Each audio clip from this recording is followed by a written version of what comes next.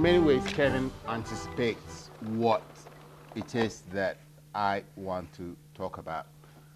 Some of the students who made presentations today, there is a little history behind it.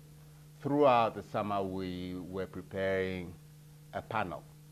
There was a conference in Accra, Ghana, at the end of last month, about 50 years of African independence. And I saw the call for papers, and it seemed to me that this is going to be, oh, 50 years, we are great now. Or some people are going to say, okay, 50 years has passed. What the heck have we done? And I thought that that's a little simplistic. Let's complicate the picture a little bit more. And it's interesting that Kevin mentioned Stokely Carmichael. There's another little anecdote.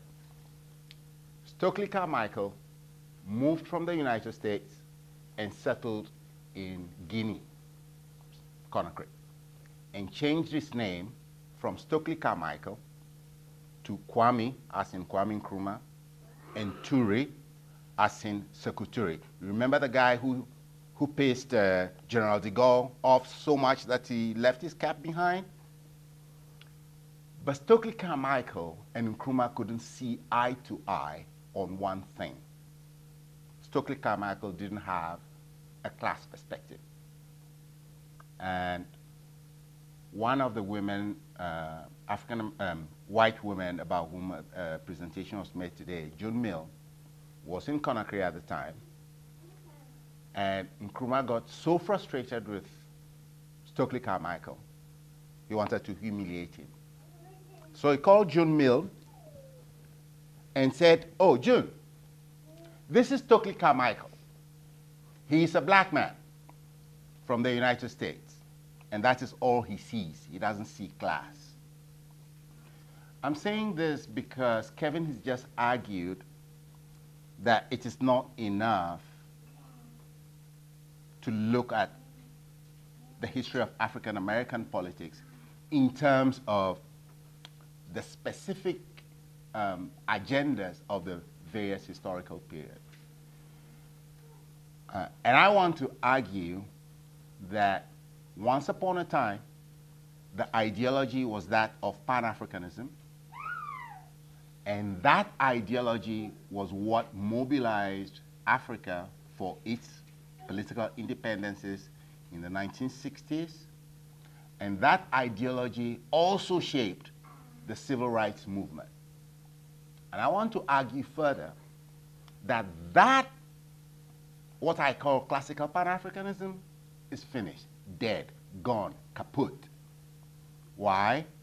Because Africans have their states now. They have middle-class elements who run the various states.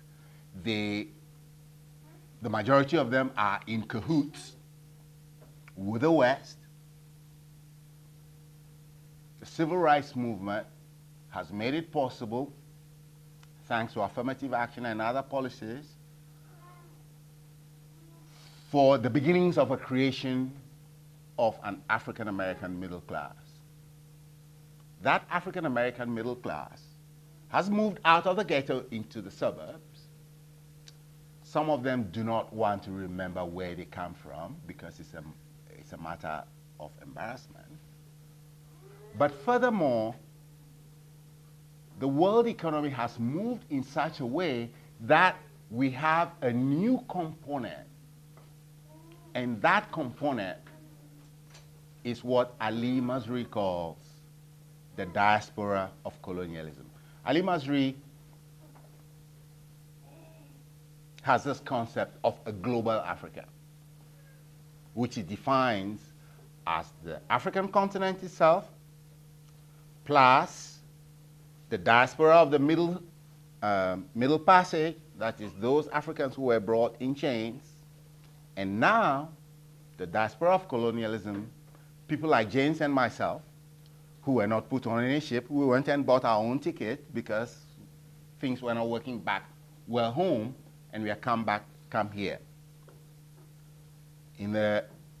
Up to the 1960s, the Africans that you found abroad tended to be people aspiring to middle-class status.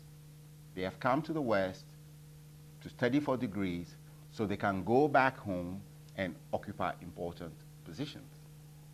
Now, Emerson is here because there was a big crisis in Liberia and he had to move out. But it's not only Emerson who is here. Jojo is here. So is Peter. So is Chichi. The dynamics have changed, and we are beginning to feel it even in African American studies itself. We still have African American studies, Africana studies, African studies, Caribbean studies, all various kinds of academic programs. So I want to talk about what I call the dynamics and the dialectics of homeland diaspora relations. And I want to do it by looking at Ali Mazrui's notion of a global Africa. I begin with reference to a rather surprising essay I saw in New African. New African is a Pan-African publication based in London, and it's an essay by Aikwe Ama. Aikwe Ama is perhaps the best known and the most brilliant Ghanaian novelist. And he doesn't like politicians. But in the aftermath of Barack Obama's election, he wrote a very surprising and positive essay. Aikwe Ama doesn't like politicians, but he seemed to think that the election of Barack Obama is a game changer. So this is how it goes. In the aftermath of Barack Obama's election to the presidency of the United States, Aikwe Ama published what was essentially a celebration of the life and times of the US president-elect in the London-based monthly magazine New African. It was a most lyrical reading of the president-elect's memoir, Dreams from My Father.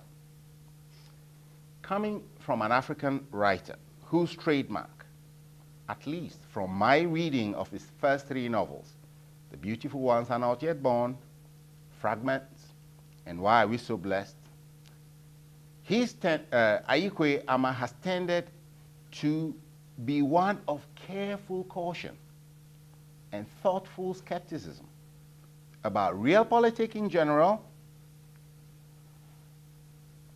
A little over half a century earlier, Martin Luther King was also caught up in the euphoria of Ghana's independence. In the same way as Aikwe Ama was caught up in the election of Barack Obama, hey, finally we've got a black man who made it, so was Martin Luther King also so moved by what he experienced in Ghana. MLK was a member of an august gallery of African-American heavyweight guests invited to attend the birth and the naming of a new nation in West Africa. The famous I Have a Dream oration was still more than half a decade in the future. The de facto leader of the then burgeoning United States civil rights movement subsequently wrote about how the experience of participating in the former Gold Coast overthrow of English power in the erstwhile model colony truly galvanized him for the battles ahead.